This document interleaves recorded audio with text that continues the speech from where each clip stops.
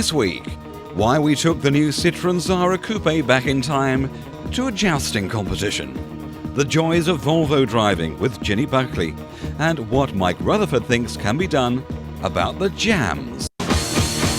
In the mid-1970s, Toyota first imported the Land Cruiser to the UK. It was a big, tough, rough, brutal device that looked as though it could absorb the worst the Amazon rainforest or the dust of the Sahara could throw at it.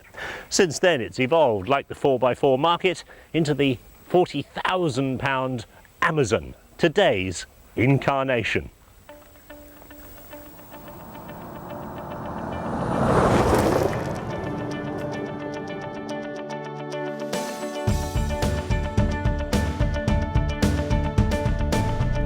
Ever since they started building 4x4s, Toyota have built up a formidable reputation worldwide in markets that were traditionally the preserve of Land Rover. Why? Well, even though they were just as tough as the Solihull opposition, they were reliable. That contrasted sharply with Land Rover, who were criminally starved of investment and development during the 70s and 80s. And Toyota simply walked into so many markets in Africa, Australia and the Middle East. Tragic, really.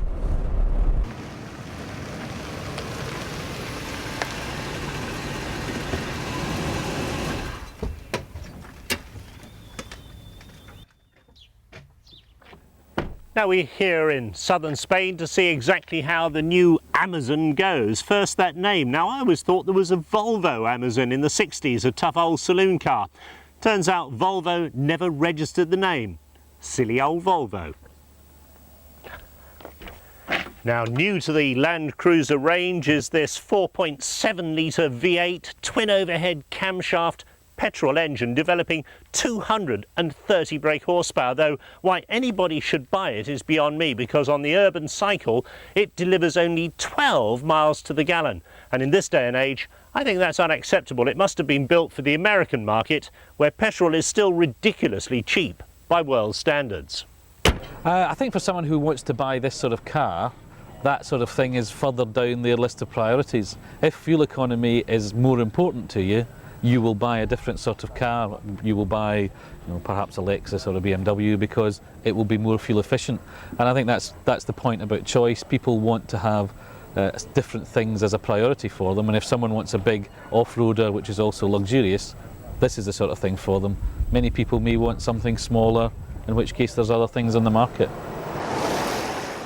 So why would anybody buy this vehicle against a faster and probably better riding big executive saloon like a BMW or a Mercedes?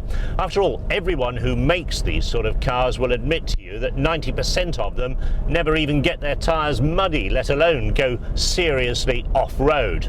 If the tyres do get muddy, it's usually from the car park at Ascot or Twickenham.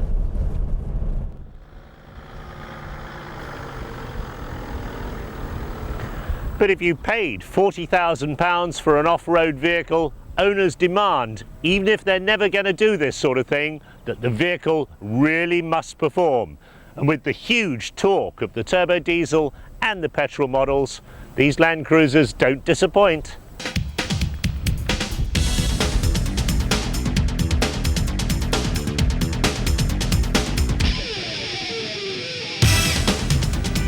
The trouble with such a huge expanse of bonnet is that when you get to the crest of a hill, you can't see what's on the other side until that area of metal dips, and then you can see the road.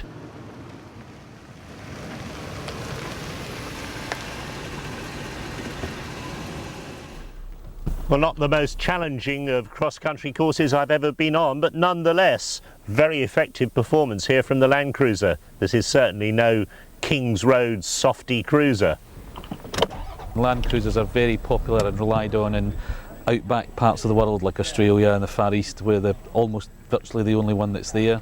And in those markets, people praise it simply because they know it's going to last and nothing's going to let them down. That's part of the image we have here, and I think it just helps distinguish us from some of the competition as well. Now, one of the key features of these new Land Cruisers is the refinement. It really is extraordinary. But I've discovered that the team responsible for the Lexus, with its industry class leading standards of noise and vibration suppression, have been at work on this car. Inside, the detail finish is very good. Hand-stitched leather, lots of lovely walnut. Great big central oddments box between the seats. In the top, the inevitable drinks holders and an oddments tray. And then under that, a huge storage area and the CD multiplay unit. And down here, yet another drink storage. You must drink a lot in Land Cruisers. So, there it is, the Toyota Land Cruiser Amazon. Quite extraordinary levels of refinement and silence inside for a big, rough, tough 4x4. If they built a Lexus with four-wheel drive, well, it wouldn't be far off this. Citroën have produced a prototype Zara using the Dynalto system. Now, this combines the traditional starter motor and alternator in one unit to simplify the engine bay. But the biggest advance is that the Dynalto cuts out the engine if stationary for more than 2 seconds, restarting again when the driver selects a gear and accelerates. Now, due to the combined starter alternator reducing the amount of power to turn over, the system can start the engine in 1/10 of a second. All this combines to reduce emissions and improve economy by 20%, as well as a 10% power boost. Volkswagen marketed a similar system briefly, but it was not a success. Remember the Golf Ecomatic? Citroën's Dynalto, aided by further development and reduced startup times, seems to be a more successful interpretation. Citroën UK informed Motorweek that the new system should start filtering into the Citroën model range from the year 2000.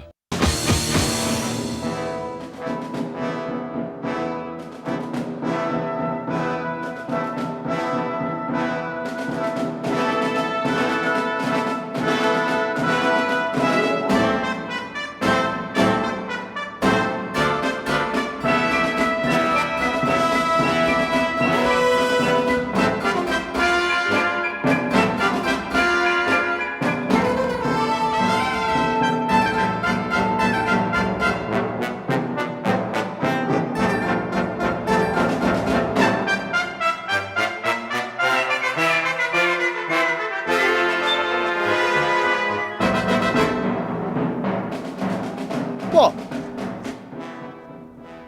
Well, this? It clashes? What am I supposed to do? Somebody's complaining over there that my top, which my mum actually did buy me for Christmas, clashes with the colour of this car. Well, it's too bad. It's the only top I've got. And what is this car? It's the Citroën Zara Coupe. Now, you remember probably back in the summer, we took a close look and we liked the 5-door version of the Zara when it was launched, although we criticised its styling slightly. This is a little bit more adventurous. This is the coupe version for the younger set, as it were. Perhaps people slightly younger than me. I'm too old for this car. This is for the 30-something male who is looking for performance. And I've just come back in this VTS version here, the top of the range version, and performance it has, I can tell you.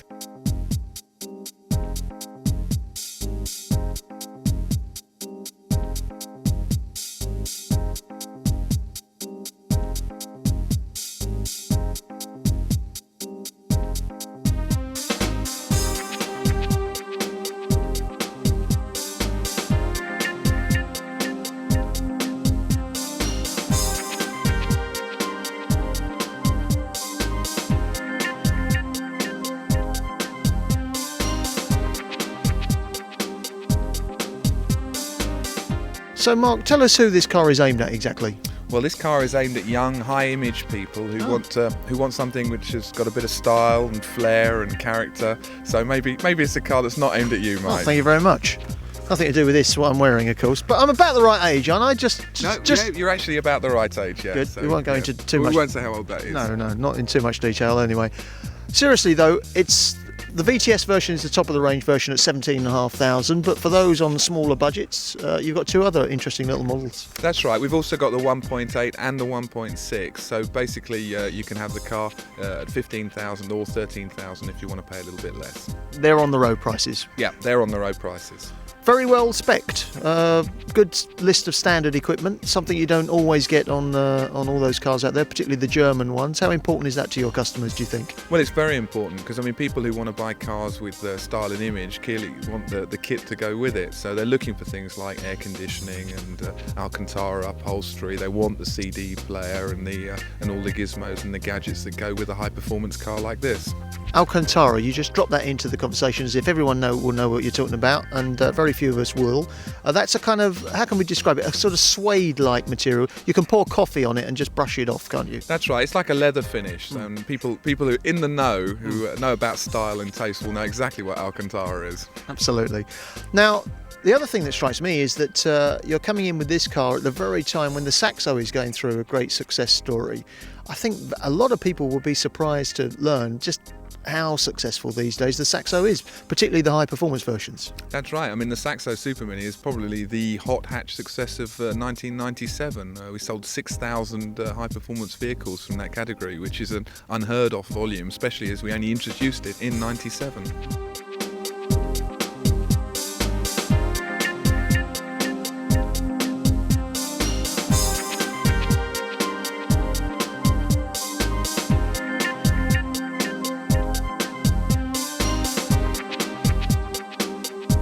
Two-litre engine, about 167 horsepower, does twice the legal speed limit, not that we'd encourage that sort of thing for 1 minute, for a price of about £17,500. Very, very well equipped. Twin airbags plus side bags too, so you're talking about 4 onboard airbags. Think of the noise if that lot go off together. CD player, air conditioning, very well equipped inside, I think.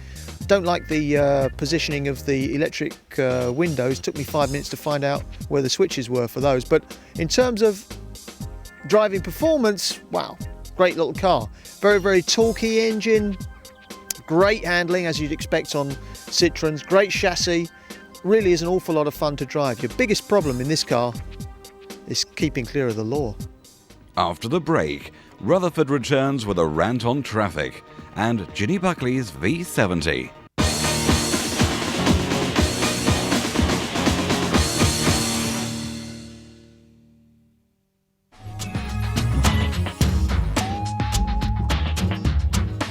There comes a time in your life when you need to rethink your shopping list when it comes to buying a new car.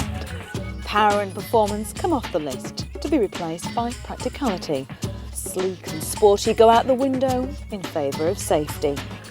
You shed a tear for sexy coupes, two-seater soft tops and hot hatches as you realise that a busy life and a family means it's time to buy an estate. For most of us, becoming an estate car driver is life's little way of telling us that we've finally grown up, that we have responsibilities and we no longer have time to have fun behind the wheel of our car. But hang on just a minute before you get too depressed, because Volvo have just thrown us a lifeline in the shape of this, the V70 R with all-wheel drive. They've done the unthinkable. They've produced an estate car that can outperform a sports car and looks the business as well.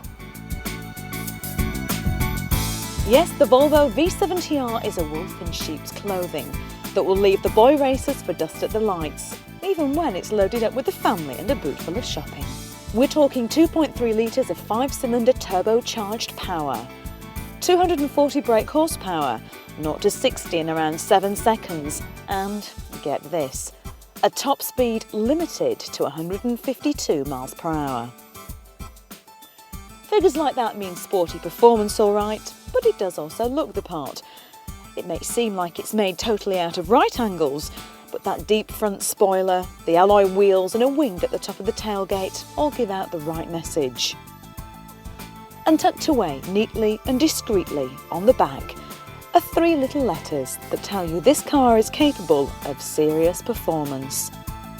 The A, W and D stand for all-wheel drive, and the minute you get on the road you realise it's worth its weight in gold. There's an incredible amount of power lurking underneath that bonnet, far too much for a 2-wheel drive system to be able to handle properly. But the all-wheel drive system copes with it beautifully. In normal conditions, the engine's power goes straight through the front wheels as you'd expect. But when you get a miserable day like this and the roads get slippery, when you're accelerating or cornering, the four-wheel drive system automatically kicks in. You floor the throttle in this and you don't get wheel spin. It just rockets away with amazing grip and traction. And when you combine that with the lowered sports chassis, the incredibly taut body control and the firm suspension, cornering in this is an absolute joy. And it's not just country roads that the Volvo likes, it's just as much at home on motorways, where the superb overtaking power simply eats up the miles for fun. The clever people at Volvo have thought of everything. There's a load compensating system, which means that even when it's fully loaded with 5 adults and all the paraphernalia they carry, the performance is still just as impressive. Being behind the wheel of the Volvo is a far more impressive experience than you would first imagine. It's just great fun to drive, the steering is smooth and it's very responsive. The only gripe I have is with the turning circle, which is rather poor and can become a bit of a pain. Parking it is also difficult until you get used to its size.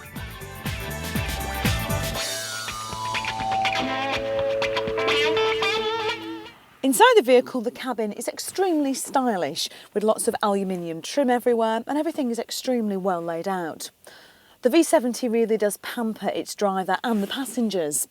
The leather and suede seats are very comfortable and supportive, and there's a huge list of goodies to keep you amused. Twin climate controls, heated electric seats, cruise control, and an 8-speaker triple CD system are just a few from the very impressive equipment list. One gadget not included in the list is this. An extra £2,500 will get you the ultimate in-car accessory, your very own traffic information system. It's a little bit like having your own onboard taxi driver. It's extremely difficult to get the hang of, but once you do, it can direct you anywhere by the shortest route, and it lets you know of any traffic problems you're likely to encounter on the way. It really does take an awful lot of the stress out of driving, and you know, it could mean an end to all those family rows about who read the map the wrong way and got you all lost. Being a Volvo, it is of course packed with safety features. Everything from airbags and side impact bars to 3-point passenger seat belts. And check out the special integrated child seat. The kids will be fighting over who gets to sit in that one. And of course, let's not forget the reason you were in the market for an estate. You might have discovered performance to die for in this one, but top of the shopping list originally was space. And space this has. 5 adults can fit in comfortably. The load area is enormous and the rear seats fold down easily, thanks to a tilting mechanism that moves the headrest out of the way, locks in the seats and leaves you with even more space. So there you have it. You've got space, practicality and safety, with great handling and fantastic performance, all in one neat little package. So what's the snag? The price, £37,000. It's a great deal of money that could buy you many amazing cars. But very few of them would be able to offer quite what the Volvo can.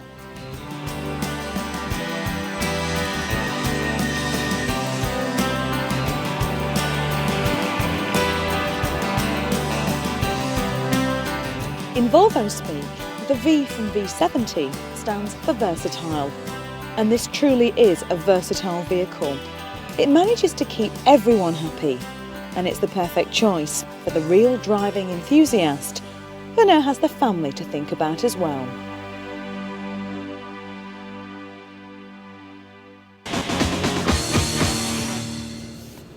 Well, I've got to say that this is the first traffic jam I've seen for...